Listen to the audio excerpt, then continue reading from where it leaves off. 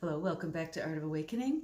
And with all the things happening this week, you might be wondering if the planet is ascending, why is all hell breaking loose? What happened to the new Earth?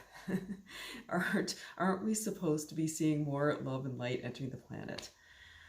My name is Ona, and in this video, we're going to address why chaos appears to be erupting at this time, what that means for you as a light worker, a starseed, or an awakening soul.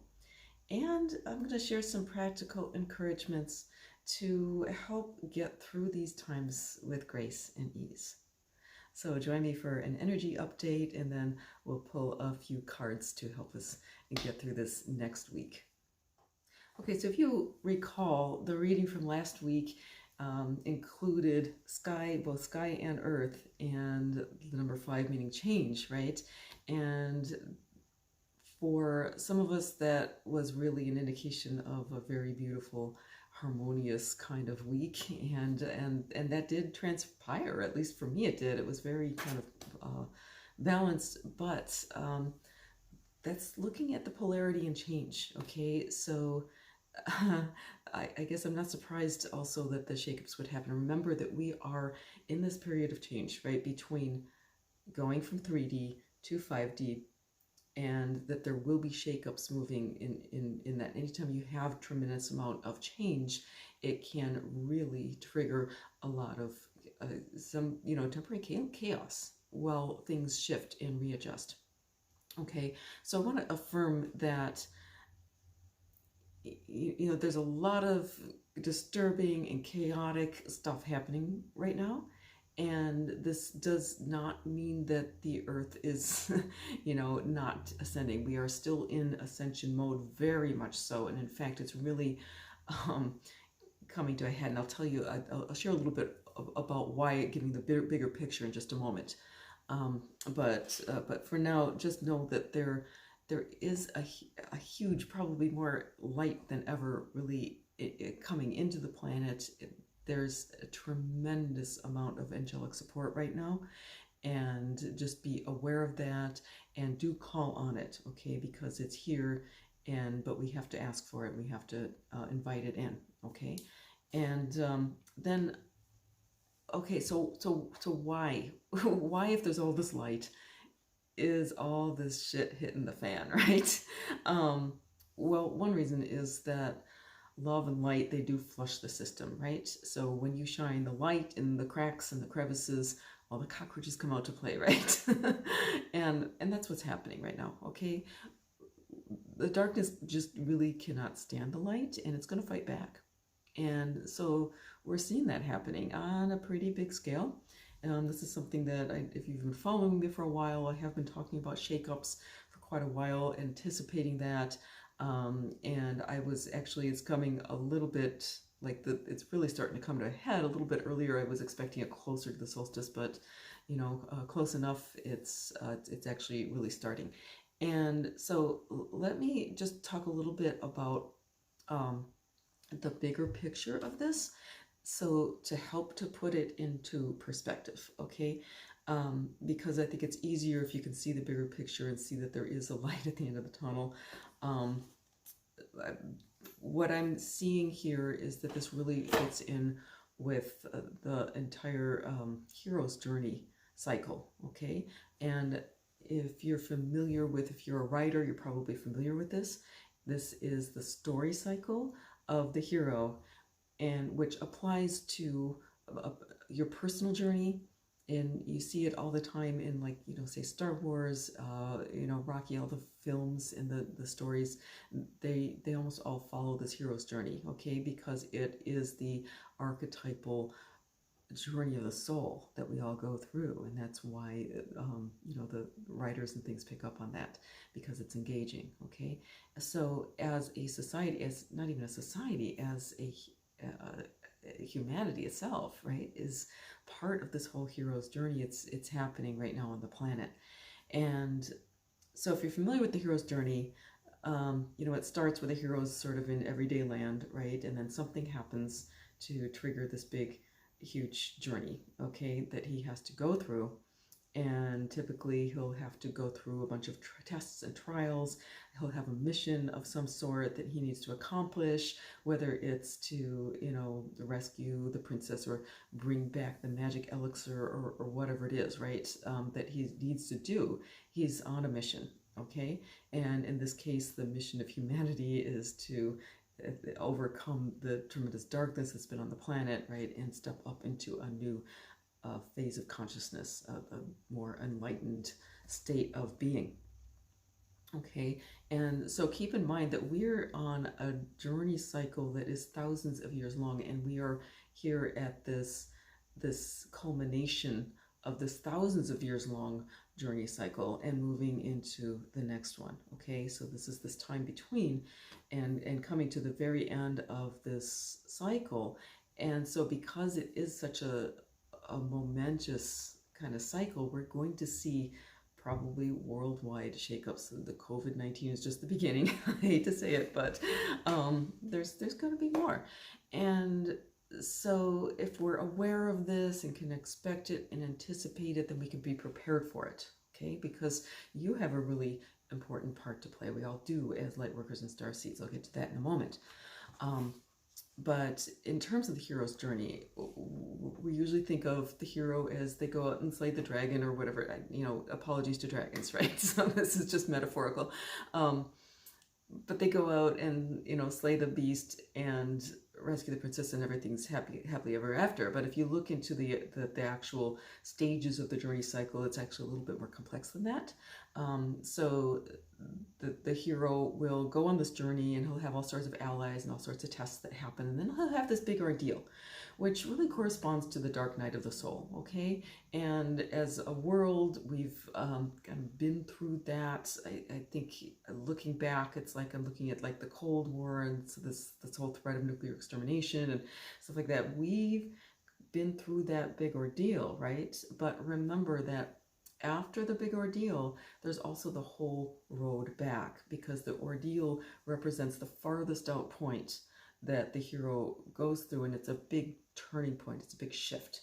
And right around 2012, there was this whole collective, I can't remember what it was called, but it was like a big shift, and humanity kind of collectively decided that yes, we are going to go on the ascension path. Okay, so that was this big turning point. But now there's the road back, and the road back is not all butterflies and light. Okay, so the road back also has all sorts of tests and trials that come forward. So the hero discovers that, just getting through the ordeal isn't the end of it. Okay, so it can be a very kind of it can feel really heavy. It's like I thought I overcame this big thing, and now what? Okay, and you may recognize this. You may be in this stage personally right now. Maybe you've been through your dark night of the soul, and it's like, why isn't everything suddenly just better? Right? Because this is part of it. Okay, it's like you've been through this whole, you've turned the ship around, but now we got to get back to the harbor. Okay, and guarding the harbor is another great big, maybe it's a Leviathan or something, right? Because the final stage before the actual return, before you're allowed to get home, and the hero is allowed to get home, is this final huge battle, okay? And it's called the resurrection stage. And typically it's the hardest test yet, and it's where the dark side throws everything at you, right? And so that is where I'm feeling we're at now in terms of, kind of humanity's ascension. And because it's such a huge, thousands of years long cycle, it's not going to be over like right away. It would be lovely if it would be like, okay, we're going to have a month or so of this and it's gone. Maybe it will. I mean, there's always miracles can happen, right? So let's intend for that. That'd be awesome. That, that can be awesome. But there's also a likelihood that it could last 10 years or more, right? I'm feeling like it probably won't be the whole century. It feels to me like closer to maybe 10, but it's probably good to intend that it can be really short and it may be only a few months, but prepare for we might be looking at 10 years of shakeup, okay? So just to kind of let you know, this big picture, right? And not to get anybody upset or fearful, really quite the opposite. It's because, okay, if we know what we can possibly expect, right, then we can prepare for it and we can start really responding in appropriate ways, okay? Because let me just tell you right now, if you are resonating with this, if you identify as a starseed, as a light worker, as a person who is in this awakening process, right, then you're here at this time for a reason. Your soul was either recruited or volunteered for this, okay?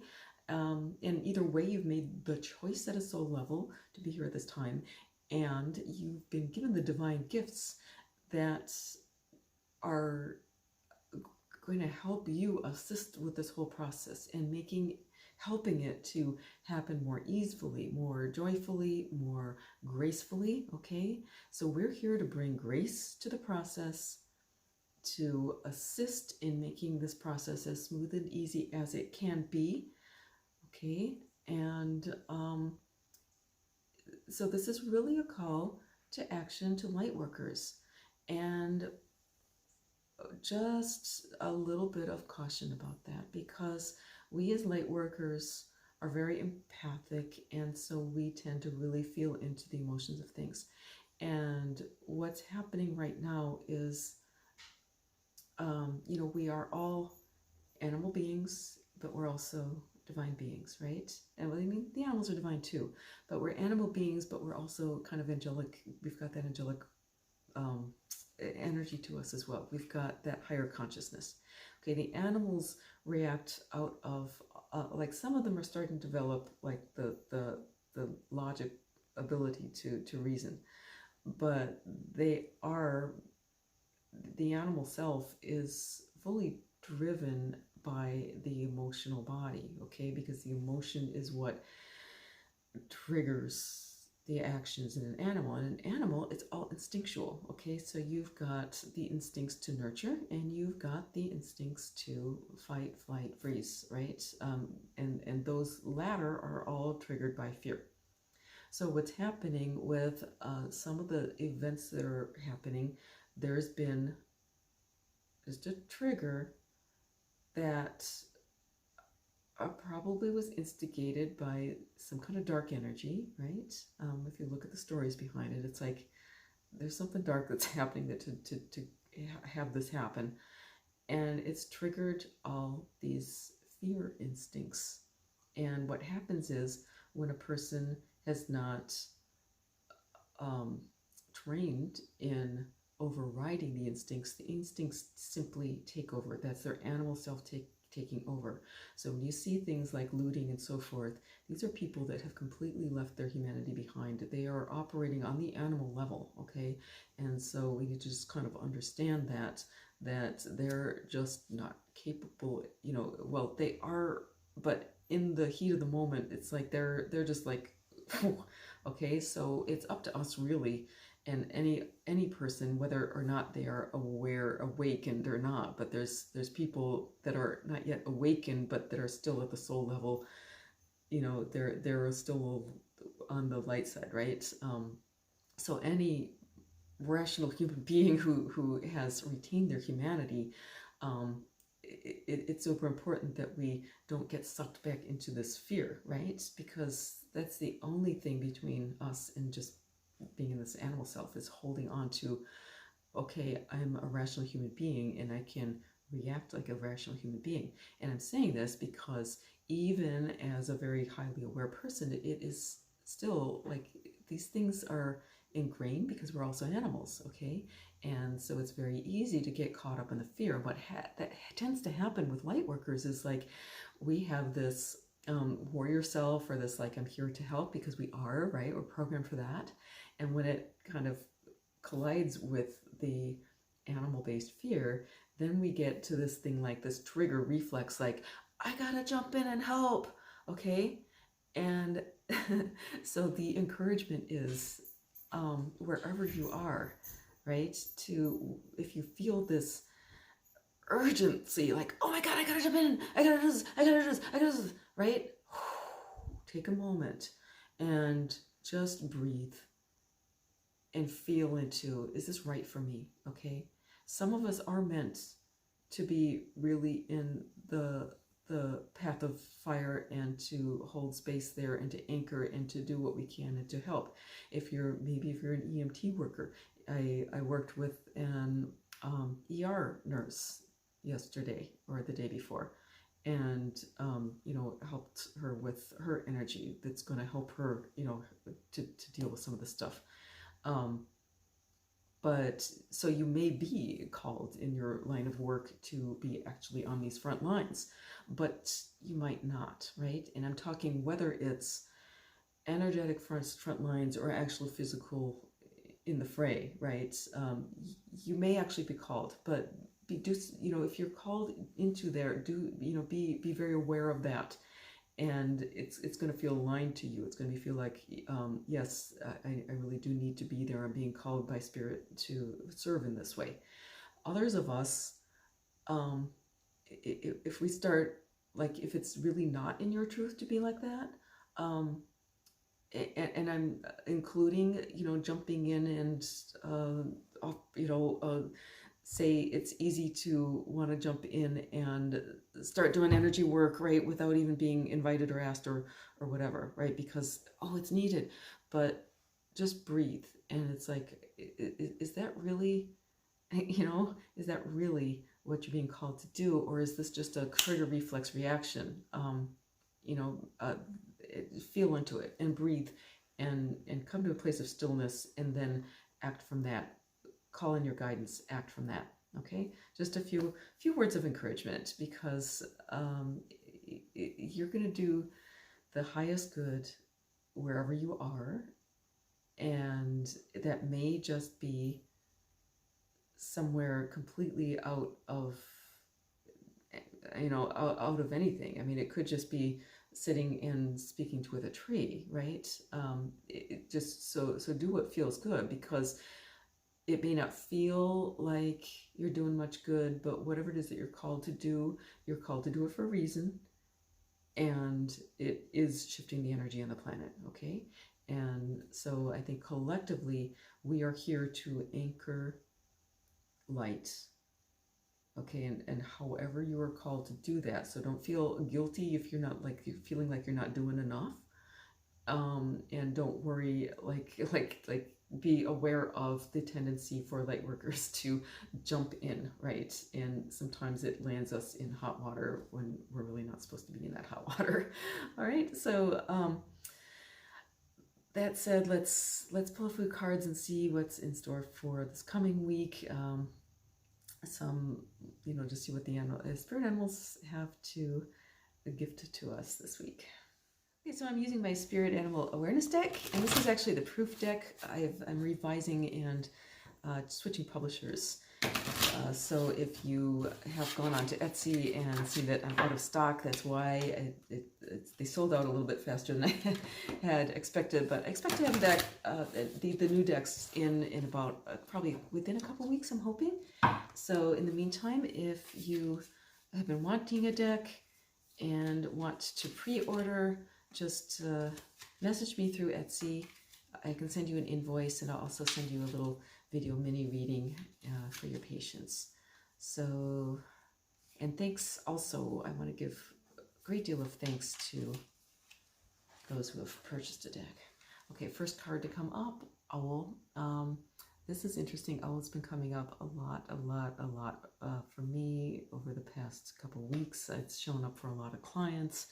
Owl seems to be really with us collectively lately. So awareness is a big one. Seeing through the dark.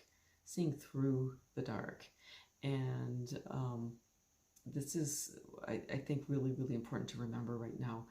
It's really easy to look at all this COVID stuff and the rioting and all this stuff and just see the dark, okay?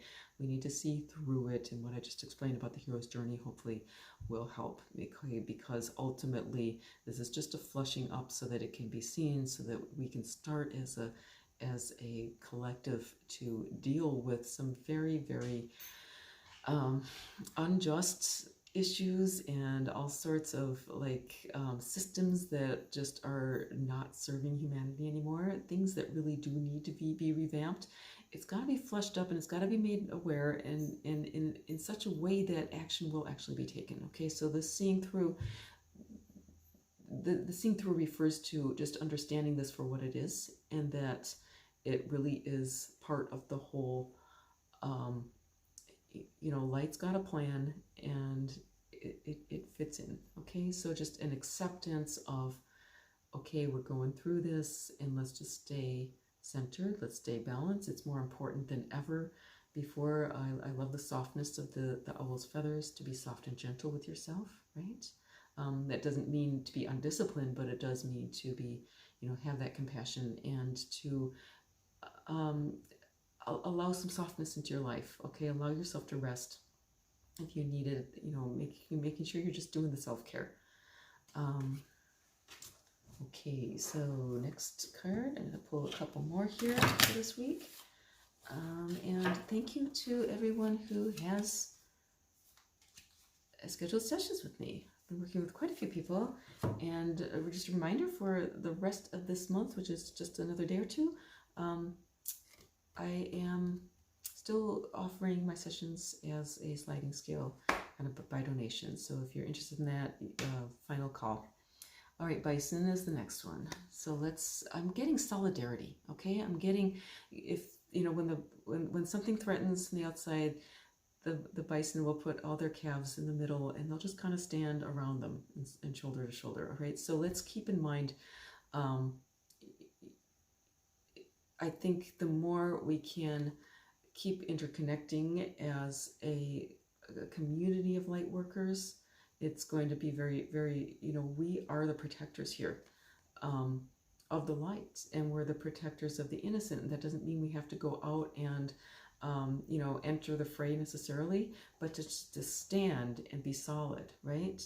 Because if a predator comes up against a whole wall of bison, adult bison, and they're not even going to try to get through, okay?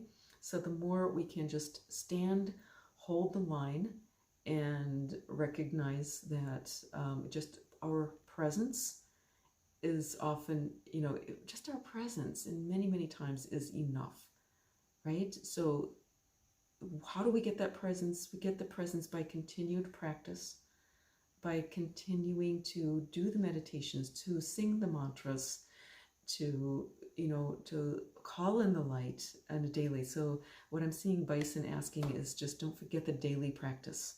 It is so, so important. And finally, one more card.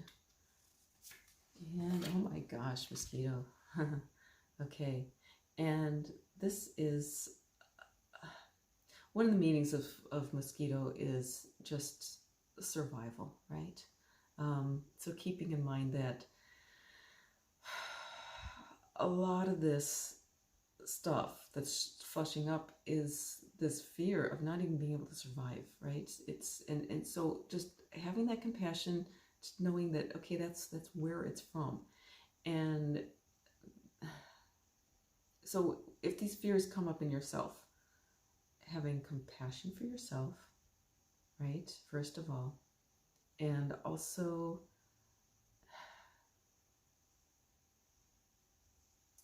realizing that just being aware of the little things, right, that can be inflaming, because it's like this whole idea of inflammation, okay?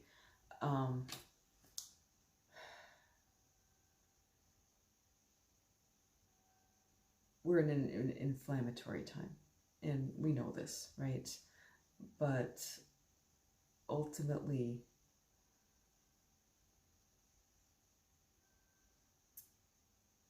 when things bite, it's because they fear for their own survival. And just for a long term, just holding in the mind that when people are given what they need, then they don't any longer have this fear of survival, okay? So one of the most basic things that people need is love. And the more we can just radiate love, if you think of again, going back to that animal idea, right? A lot of people right now are operating on animal instinct. And go watch some animal rescue videos and how they rescue these dogs, right, that are just snapping and biting and snarling. And you get some amazing soul in there that starts to talk to them. And I mean, they might even go in there with this big leather glove and try and pet the dog. And at some point, the dog realizes it's just being given love. And it's like you'll see these miraculous transformations.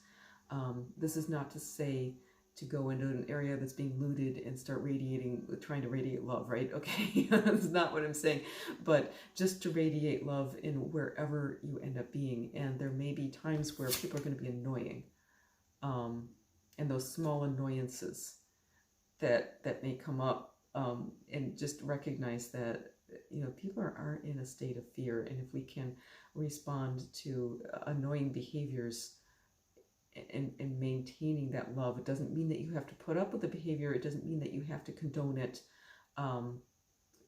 But the suggestion is, you know, rather than responding with a slap or going into this, why are they like that? Just this kind of, okay, remember the love and just respond with love.